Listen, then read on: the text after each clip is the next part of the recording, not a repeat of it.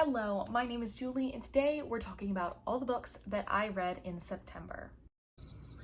So this was not my best reading month of all time. Not only did I not read as much, but I also didn't like the books that I was reading as much. I don't know that I had a lot of direction with the books that I was picking up this month, and I just wasn't feeling very inspired to read, and then in turn wasn't really loving the books that I was reading.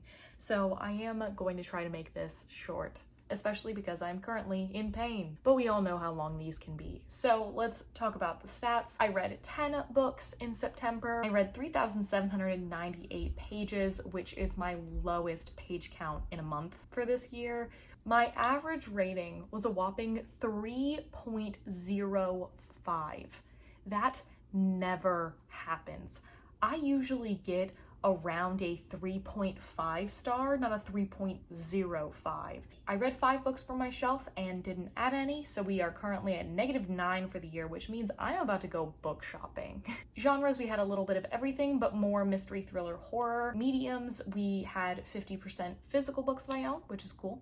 As you can see, almost every single book that I read this month, I gave a 3-star, unfortunately. Starting with the first book that I read this month, and that was The Invisible Hour by Alice Hoffman. This was a book that I picked up on a whim from Book of the Month because I just realized how you can get audiobooks from them. I'm not sponsored by them, but if you have a subscription and you get their app, you can download audiobooks from them, which some of them will be that month's picks and some of them will be previous month's picks. And from the cover, this wasn't immediately something that I was super interested in, but it's narrated by one of my favorite Broadway actresses, Jessie Mueller, and it is about a girl who is raised in a cult, and her mother don't really know how to get out of it, and she finds a love of reading, which is banned by the cult because it gives you extraneous ideas. And when she is at her lowest point, she finds The Scarlet Letter by Nathaniel Hawthorne, loves it, and just obsesses over this book and this author. And then she accidentally time travels to a little bit before when Nathaniel Hawthorne is going to write The Scarlet Letter. So I was like, time travel, cults, audiobook narrator that I like, should be things that I like. Unfortunately, this one didn't really work very well for me. While the themes in this book are good, cults are bad, and trying to limit people's thought and free expression is bad, and women should have freedom, books are great.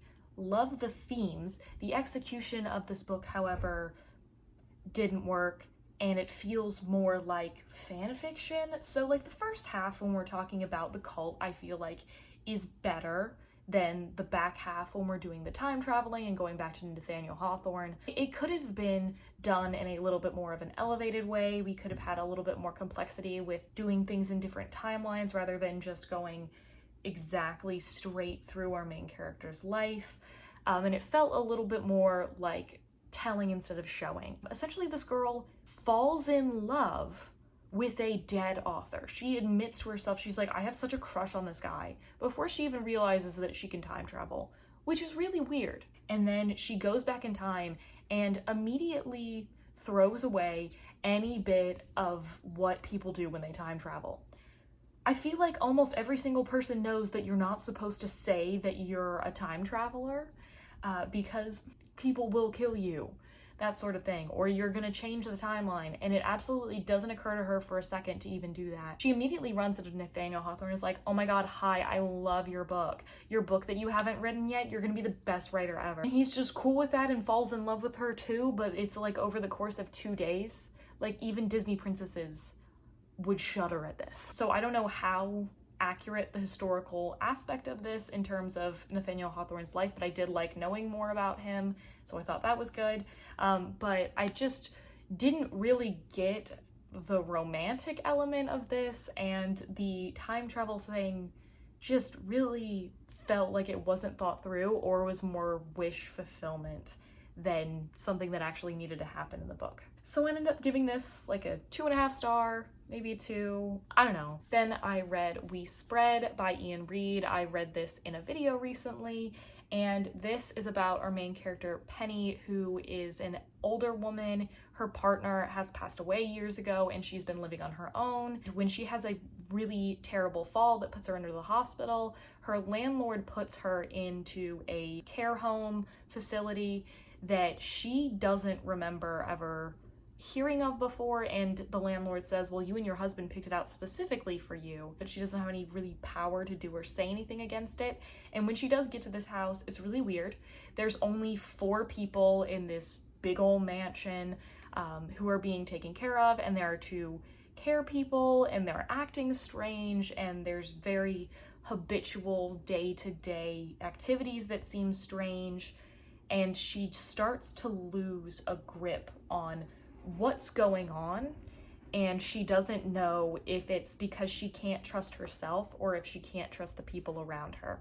I'm Thinking of Ending Things, which is his first book, is one of my favorite books of all time, and it is more horror than his other 2 books. Foe, I would put it in the middle. It's kind of sci-fi. It's not as horror, but it's like quiet horror. And this is more of literary horror, which yes, there are horror things, but it is about everyday horrors, which is the reality that a lot of us will have to live with, and that is getting older and losing the one thing that you know you can trust, and that is yourself. I did really enjoy the prose in here and the flipping back and forth and being in Penny's mind even while she doesn't really have control of it all the time. I was curious about the different things that are going on in this house, but I ultimately wanted a little bit more of an answer about whether or not it is made up or not. My favorite book is Bunny by Mona Awad, and a big question that people come out of it with is it real or not? And I'm like, it's a metaphor, so it doesn't matter. But this one, I felt like I did want an answer. It does have a complete ending with what happens to Penny. It felt like we were building up to an answer, and then we didn't really get one. So if that's something that would turn you off to a book, I would say don't read this. But if that doesn't bother you, this is definitely a good recommendation that I will still be giving, even if I wanted a little bit more from it. So I'm giving this in the realm of a 3.5 or a 4 star. Then in one car ride, I listened to The Last To Vanish by Megan Miranda, who is a very popular thriller author who actually just moved to North Carolina, and now her books that she's written since moving here are set here, which is really cool. Our main character has moved to this town 10 years ago that is called the most dangerous town in North Carolina, and it's because several people have gone missing. There were 4 different incidences of people going missing over the course of like 30 years, and the town doesn't really like talking about it, but it has sort of put the town on the map. And our main character has really loved working at this hotel in the mountains there. And when the most recent missing person, their brother, comes to stay at the hotel to investigate the death, that finally sucks her in, trying to figure out what secrets the town is keeping. This is exactly what you expect from a mystery thriller, especially in a small town. Our main character is thought of as an outsider. Nobody wants to talk to her. People are telling her to stop looking into things, and she goes from place to place, is gathering clues. People are pinning things on other people and possibly her, and she is just trying to get to the bottom of things. I guessed some of the twist, but not the entirety of it, so it did make sense. I had no problem listening to it all the way through. I didn't skip to listen to something else, so it was engaging enough, but I don't know how much I'm actually going to remember this in a couple of months from now. So I'm giving it a solid 3. It's good. I would recommend it to somebody who wanted a mountainy thriller or a small town thriller, but it was pretty basic for me. Then for my book club, 3 of Clubs, for this last quarter, we have been reading Greek myth retellings, and our last book was Lore Olympus by Rachel Smythe. So this is a webcomic that was turned into graphic novels, and this is volume 1. We were reading volume 1, but a lot of people decided to continue on with the webcomic or future versions because this doesn't take very long to read. I literally got this home from the library, and I wasn't even done with dinner by the time that I finished this. This is sort of a reimagining, which I think is pretty popular nowadays, where gods are people who have cell phones and live in a city. But I think that the art style of this is just really special. I just really love the color palette of it all. I love the emotions that the characters are showing. While it took a minute for me to get into the humor of it, because some of the jokes in the beginning weren't landing. The further I went, the more I was adjusting to it and adjusting my expectations, and the more fun I had with it. And by the end, I do think that I want to continue. As a Greek myth fan, I was into this. I liked the adaptations of the myths and how they shifted it to make more sense in this specific world. And I think that this is going to do a good job of handling more serious topics that it brought up in this book. I am entirely new to graphic novels. I don't really read that many at all, so I can't really rate it that way, but I really enjoyed it. Then I read a book that took me the majority of the month to finish, and that is Assassin's Quest by Robin Hobb. This is the third and final book in the Farseer trilogy, which is the first trilogy in a much longer series, The Realm of the Elderling. So this is a classic fantasy setup where we have our main character, Fitz, is the bastard of the Crown Prince. The Crown Prince finds out about him, abdicates the throne, and Fitz is brought to the palace and is secretly going to be raised as the king's assassin. Lots of stuff has gone down in the first two books, so basically Fitz is left on his own at the beginning of the book, healing from some absolutely wild trauma, and he is both wanting revenge on those who have hurt him, but also looking for his uncle Verity, who has been away trying to find the Elderlings, and he is trying to track him down. The best comparison I can give to this book, even though I do like this movie and I do not support the author, is Deathly Hallows Part 1. A lot of people complain about that because, oh, all they're doing is just sitting around in the woods and talking, versus the other ones are more exciting. Now, I like that movie, but that's what this felt like. It's the complaints about that. The very first 100 pages of this book are really compelling as Fitz is trying to heal from the thing that just happened. And then the last 100 pages has a lot of big things happening, but it's more telling and less showing. We don't get to see a lot of epic battles as all these forces are finally coming together. We get told about them after the fact. And then this entire middle chunk, which is a big chunk, it took me so long to read, is Fitz going into the forest somewhere, getting into a fight, getting injured, and having to try to survive his wounds. We don't get to see a lot of the main characters that we grow to love. They are far away. A lot of the character arcs were unsatisfying because they weren't given attention. If we had seen more of these characters throughout the book, these changes might have been more acceptable, but it feels kind of like the author was just saying, tee-hee-hee, you don't know what I'm gonna do to these characters because you can't see them right now, ooh. Even though I think that this has the best writing, like prose in the series, I think this one was really weak, and I did not understand why other people were giving it higher ratings than other books in the series. So I've heard that the Mad Ship Trader series is better than this one, so I'm still curious to read it, but I don't think I will be prioritizing it based on this experience. So I originally gave this like a 3.5. It's definitely going down to like a 2.5. There's so much I could not stand about this book. Oh yeah, and every single girl that Fitz meets on his way wants to sleep with him. I would have thought this book was written by a man. Then, in a little bit of a change of pace, I read The Love Hypothesis by Ali Hazelwood. I have had my hands on this for a long time, and you know what? I finally decided to do it. So as everyone on this earth knows, this was originally published as Reylo fanfiction, but was so popular that it got picked up and published traditionally. So we have our main character, Olive, is a grad student who is kind of struggling and wanting to get her career off the ground in research and academia, which she actually does really love, but understands it's really hard and stressful. There's Adam Carlson, who is a professor in the program. She tells her friend that she's on a date, and she's not, and her friend sees her, and so she just kisses the first person that she sees to be like, oh, we were actually on a date, and it turns out to be this professor. They end up continuing to fake date, even though he is like the really mean professor that nobody likes and is known to make people cry because he turns down their proposals. I thought this was okay. I don't understand all the hype that this book is getting, but I definitely do get the potential for Ali Hazelwood to really grow as an author.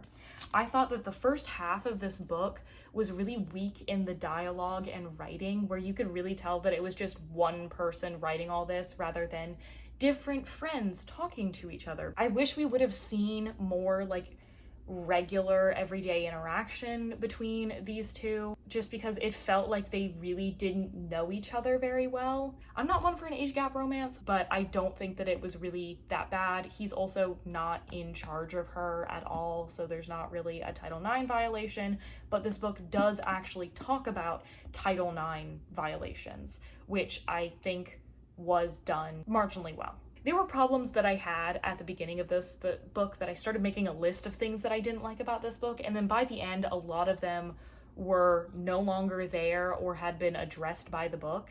It was okay. I would be interested in reading another one of her books if someone were to tell me that I specifically would like one of the later books, but this one was just fine. It was okay. Give it a 3. Then I listened to The Silent Patient by Alex Micheles, and I absolutely should not have, because a long time ago, when this had just come out and was very popular, I decided to spoil myself for the book because I didn't think I was going to read it because a lot of people were not liking it. And it had been so long since I did that I couldn't really remember if I knew what the twist was. And very soon into listening to this book, I was like, this is the solution, right? And it was. And I feel like that kind of ruined the experience for me. This book is about a woman who is accused of murdering her husband, and since then, she has not said a single word. She is an artist. She is locked up in a mental facility, and a psychiatrist decides that he is going to try to make her crack, try to finally get into what's happening with her.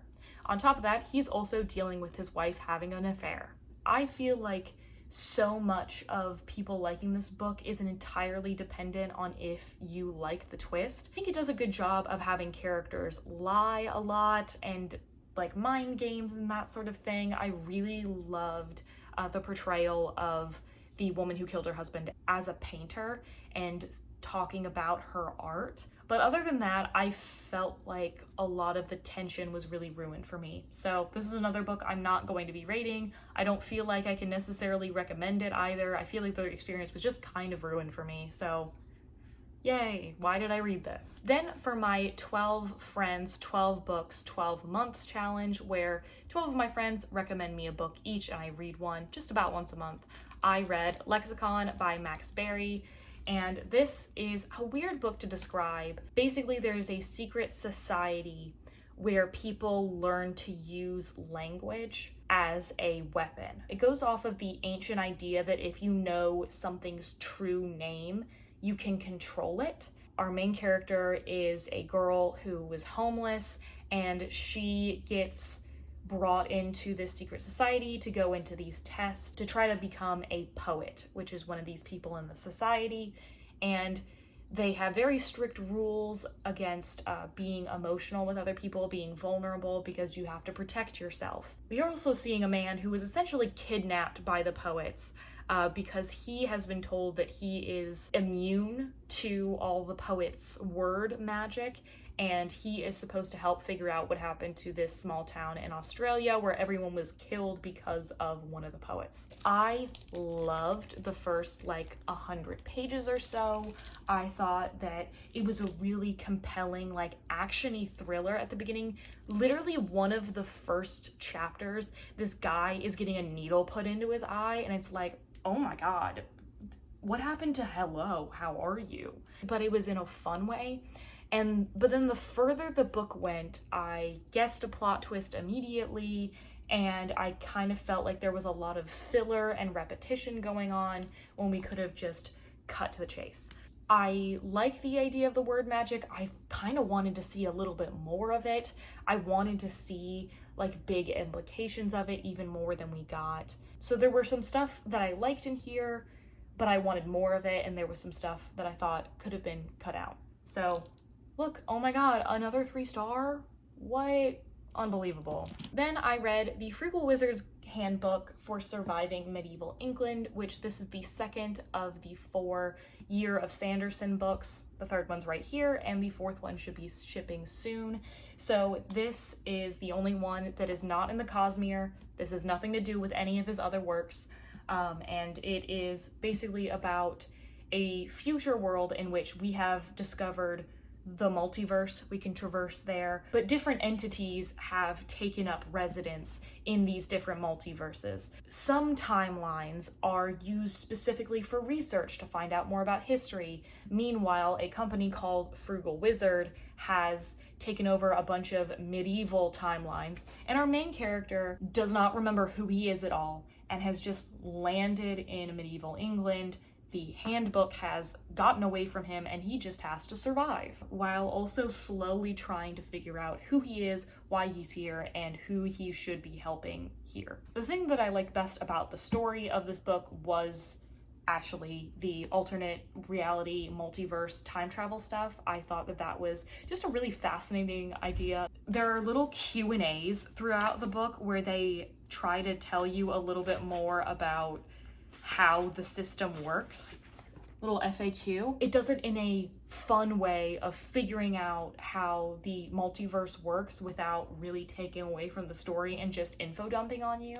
But the thing that was actually the best about this book specifically is that there are little comics on the bottom of each page that tell a story about the Frugal Wizard. And he's just really cute, and I love the story that he has. He finds a dragon egg and he's best friends with it. But when it comes to like our main character and the story, I wasn't really invested as much. I felt like I just couldn't connect to this main character because he didn't know who he was. And it felt kind of different from a lot of Sanderson's protagonists. Meanwhile, I just like didn't necessarily care for or necessarily understand a lot of what was happening in this medieval England. I thought that there could have been a lot more like going on. I kind of think that if the entirety of this book was about characters from this medieval time period, with the exception of our main character, I would have liked it more than the plot that we get where other people from his time are coming here as well. I don't know. This was not my favorite, but I had fun flipping the pages, seeing the art, and learning about the world, even if the story specifically wasn't necessarily for me. So, giving this another 3.5, shrug. And then, if you've been watching my videos for a while where I have this setup behind me, you might be noticing that there is a book here that is missing, because I have finally read The Sirens of Titan by Kurt Vonnegut. I have owned this book for years, and I finally got around to it. So Slaughterhouse-Five is one of my favorite books of all time, and not long after I read Slaughterhouse-Five, maybe a year later, still in middle school or high school, I read Cat's Cradle, and also loved that book, and I haven't read a Kurt Vonnegut since. This was his first big hit. Basically, there's this guy who has hit this weird place in space where his consciousness is essentially projected everywhere from the sun to Betelgeuse. He occasionally appears on Earth in his house, and he knows everything about the future. And he summons Malachi Constant to his house and says, oh yeah, you're actually going to marry my wife, and you're gonna marry her on Mars, and you're gonna go to all these planets, and we're gonna meet on Titan. Malachi's like, what? Okay, weird. And things just sort of proceed from there, and our main character gets sucked into conflicts between other planets and a lot of strings being pulled by this man who has his consciousness projected everywhere. This was a really weird one. I felt like I had less of necessarily a takeaway as I had with his other books. I think there were some really interesting sci-fi premises here where we have humanity being united in a very strange way and a lot of people being sacrificed for that to happen. There's a lot of people thinking that there is this meaning for something when it's really just another person manipulating them or trying to get what they want, which I thought was interesting in terms of like religious or societal, cultural implications. It's very satirical, which is what Kurt Vonnegut is known for. There's a lot of funny lines in here, and it's making fun of our characters while putting them in weird situations. I'm glad I finally knocked this off of my TBR. It was a shorter read than I thought it would be, and it was definitely something that I kept thinking about, which I'm giving this another 3.5. I don't know, I finished it, and I'm proud of me.